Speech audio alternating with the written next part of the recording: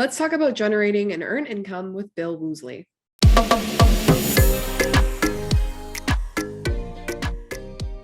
Hi, and welcome to Driven's Fundraising Superheroes podcast. I'm your host, Sabrina Shishente, and as an innovator in nonprofit technology, our team at Driven is determined to help you unlock your true fundraising potential. We want to help you with your donor, volunteer, and member management, so you can give us a visit at trustdriven.com to learn more.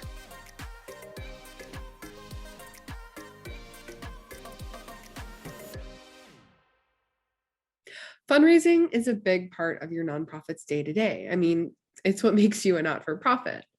But have you ever considered possibly offering a product or service that generated income to help fund your mission? That's what we're here to talk about today. We're going to discuss how you can explore and earn income to help fund your organization. Bill Woolsey is the president and founder of FiveTwo, a network that equips faith-based entrepreneurs to launch a variety of sustainable nonprofits and startups.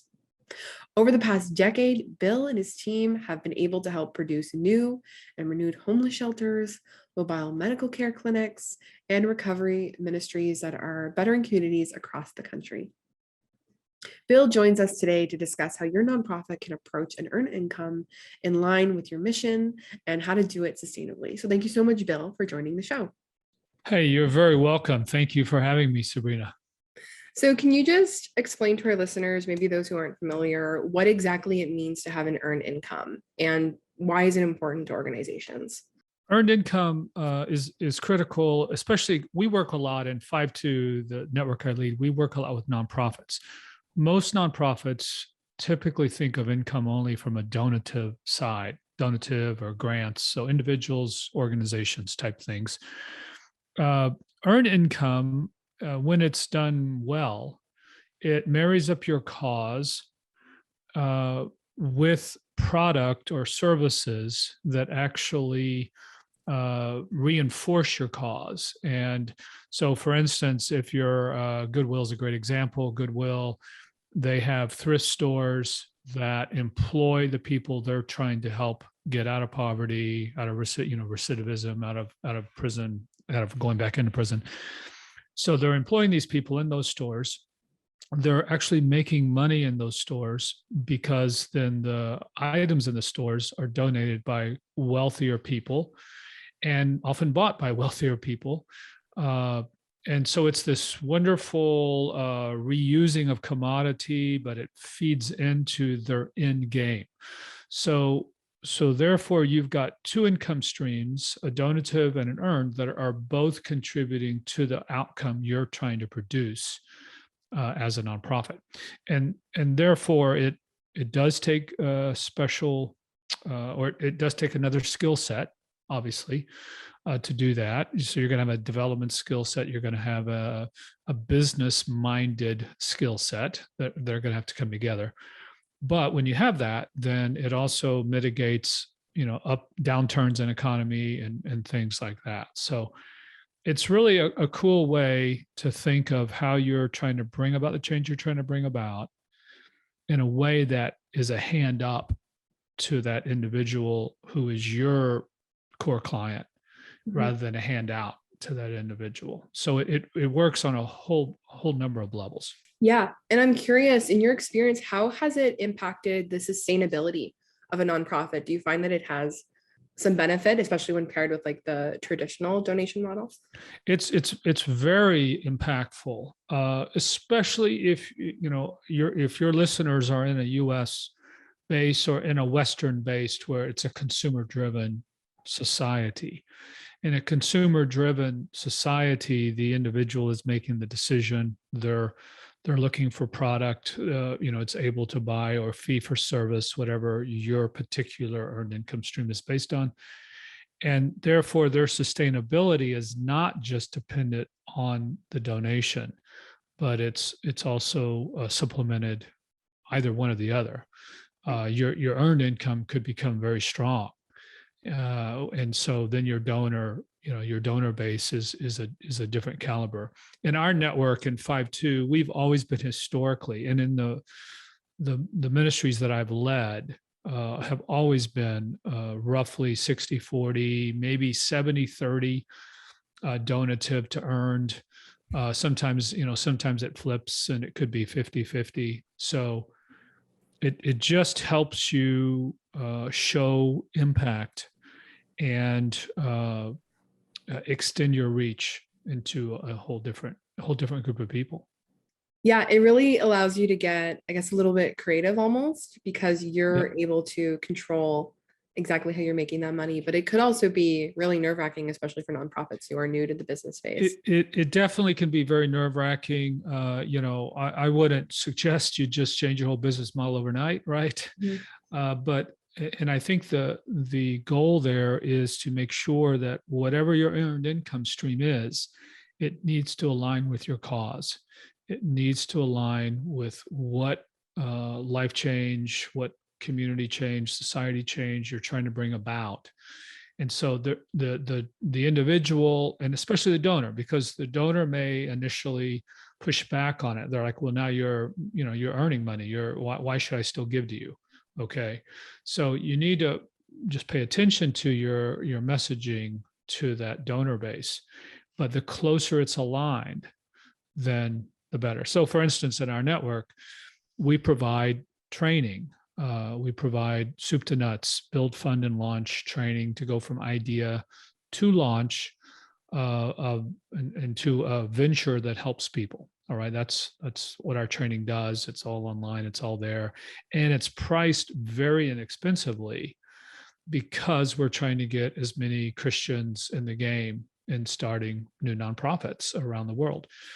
Well, the reason we can make it so cheap and still be financially sustainable as an org is because our donors are supplementing that. So our donors love to hear when people are using the training and the things that they're doing because they know that their donation is directly allowing that person to get it, because in most nonprofit situations, or in many, they're not going to be able to afford, a typical for-profit fee. Oh, definitely.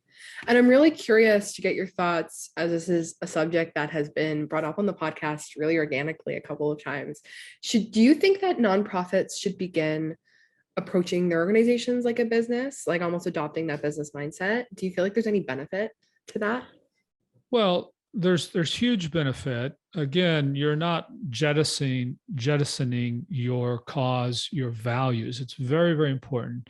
One of the reasons we work so much with individuals and what their values are, because their values are going to allow them to have joy, feel good about what they're doing. And if all of a sudden in this nonprofit that you've started, which is going to look like you by nature because you're the one who built the thing, if all of a sudden it starts crossing value boundaries, then it's going to cause you internal conflict. It's potentially will cause conflict externally with other employees or things because you haven't been clear on what those values are, et cetera. Mhm. So I do think that at the same time, though, whether you're a nonprofit or a church, I mean, I've led churches in the past. The larger they become, or as soon as they start having assets, you have to pay attention to those assets. And it's a wise steward who will adopt business principles within reason to your values. Okay, so as soon as you have employees, you're going to have to do HR by legal stuff. There's all sorts of business things you need to be paying attention to. And from a financial standpoint, there's a lot of wisdom. God's put a lot of wisdom in the business world. I mean, it's all His anyway. So how can we take those nuggets and those principles and apply them to our organizations? And not just how, but how should we? We should. Okay. And now what does that look like? So by all means, and I know people of faith, and I'm one of those. At times it's this whole thing of you're praying, you're asking God to provide. God does provide. It all comes from Him. At the same time, He's not asking you to just sit in a closed room and sit there all day.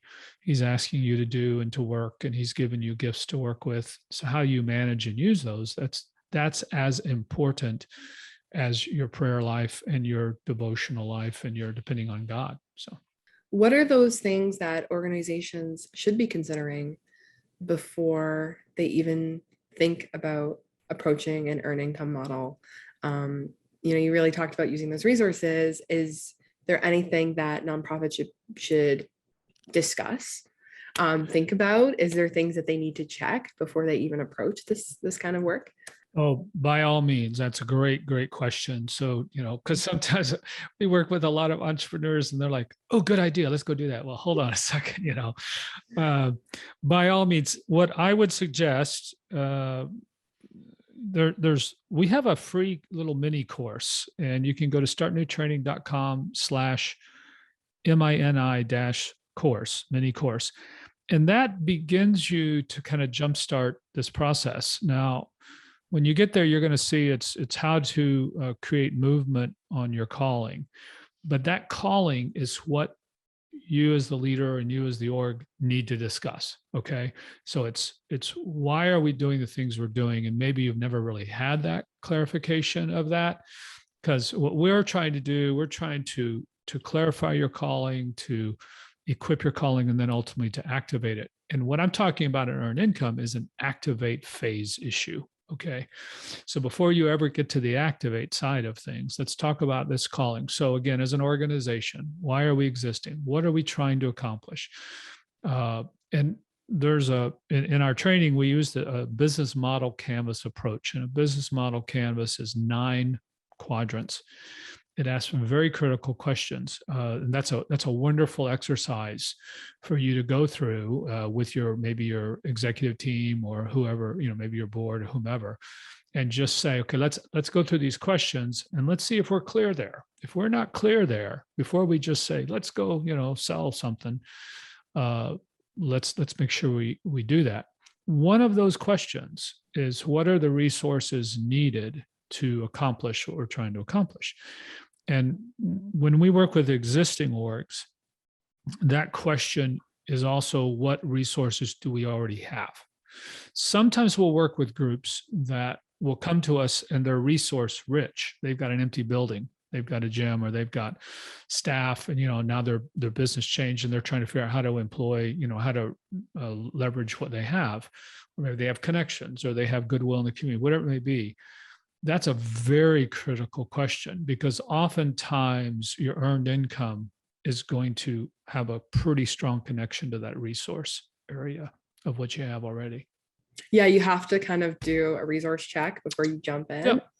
Like even in just day to day, like any sort of startup business, there's always that potential to fail. There's always, that struggle at the beginning to really get your income back. So yeah, that's really important. You have to put your ducks in a row, and then also consider does this even make sense with our mission and our values? That's exactly right. So I would just say, before you jump in, we know it works. We've seen it work. We've seen multiple examples. But before you go there as the leader in the org, because you don't want to fail at this in a big way. Now, you want to fail fast. You want to learn. And there's a good chance that your initial idea of how you're going to create earned income isn't going to work. But it's the exercise, and it's having this flexible mindset and persevering. One of the biggest reasons startups fail is the founder just gives up, right? It's too hard. Well, this flexible mindset and iterating and saying, okay, here's where we're trying to get. Now let's come together and talk about what are some good ideas that would get us there in line with who we are. It's a wonderful exercise. Oh, for sure. And do you think that any nonprofit has the potential to generate an earned income, or do you feel like they could take this model and kind of adapt it to their mission and their organization? Or do you feel like there is some cases where no, this might not work for you? Well, there might be some cases, but even in the urban core, in impoverished settings, I would suggest to you, your tendency, probably when I'm talking to your audience, your tendency as a nonprofit person who's never done this, especially if you're working with an impoverished community base, your tendency is probably say, that's not going to work for me. I can't charge money. There's no money here. Well, I know that's not even accurate. Okay. And again, in the Western society, people pay for things they value. Okay. They're always going to pay for something they value. The question is, do they value it or not?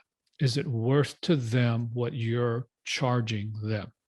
So I would suggest that you may not have a 60-40 or a 70-30. It may be a 90-10, where only 10% of your earned income is going to be coming out of an earned stream, or your total income is going to be coming out of an earned stream. But the point being is that I would explore there. Maybe it's fee for service, maybe it's some kind of childcare. I don't know what it might be. Okay, I'd have to know your situation.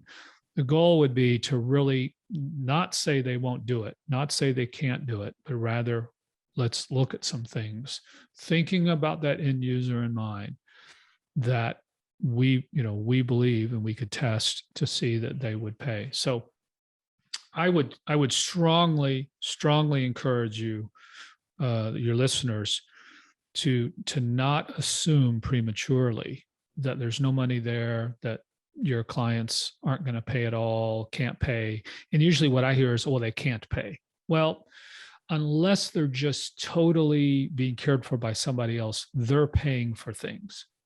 Okay. The question becomes, and also just understanding that that's almost a denigrating mindset, because it's almost treating them that they're another class of people and they're not able to, like others. So I would be cautious with that kind of a mindset. But I also would understand, one of the groups we were working with was working on a ministry to help unemployed men find employment in a projects setting in New York City, and understanding they're living on almost nothing. I got it. So maybe you're going to have them pay with their time. You're going to, for instance, decrease some of your expenses as an organization, because now you have individuals who are providing those services almost on a barter basis. So there's some different ways you can look at it.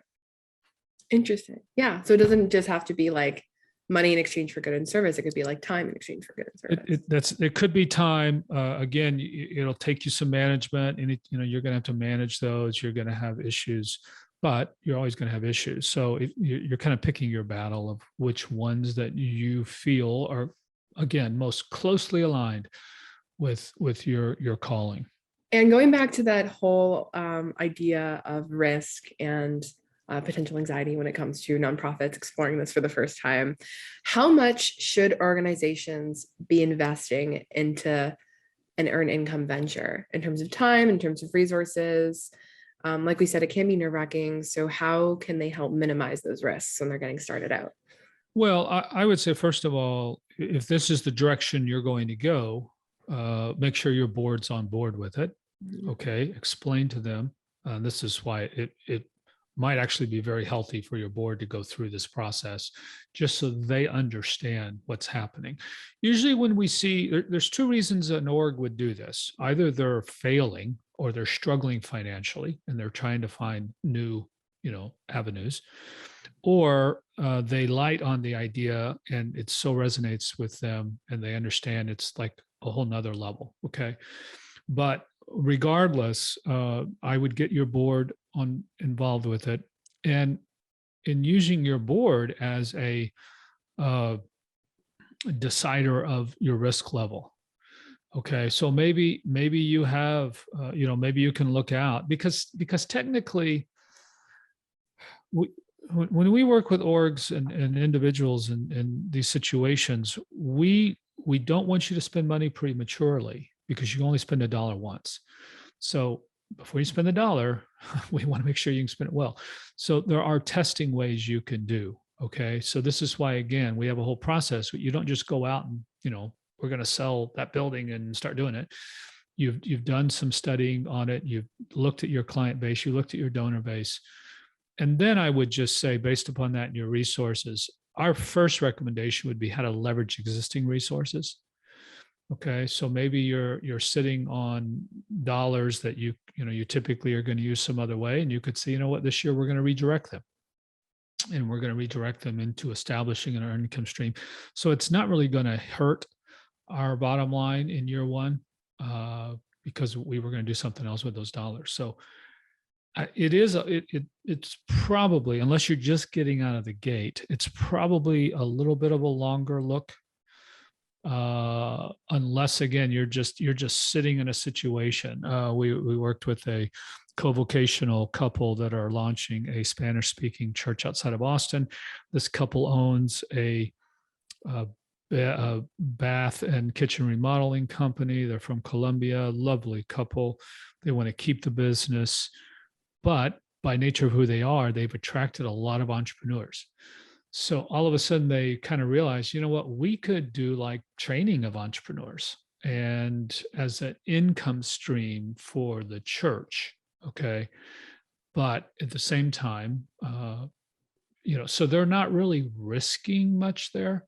They actually have a resource that they just haven't leveraged, i.e., their knowledge and their abilities and their wisdom. So, Yeah, that's a really interesting way to look at it. That's really cool. Going now back into, okay, so they've took the risk. They're really excited. They found something that works with their mission. They're confident. They go into it, and then a couple of weeks go by, and they're like, "Oh, this isn't delivering what I thought it would. We're in the negatives," and then there starts to be some panic. So, what should organizations do when this happens and they find themselves at a loss? What steps should they be taking? well, first of all, you said they're a few weeks in, and I would just say, if that's your mindset, don't do this. Okay. Yeah. I would give yourself at least 6 months to a year. All right. So, and what you're going to be what you're going to want to be looking for is engagement.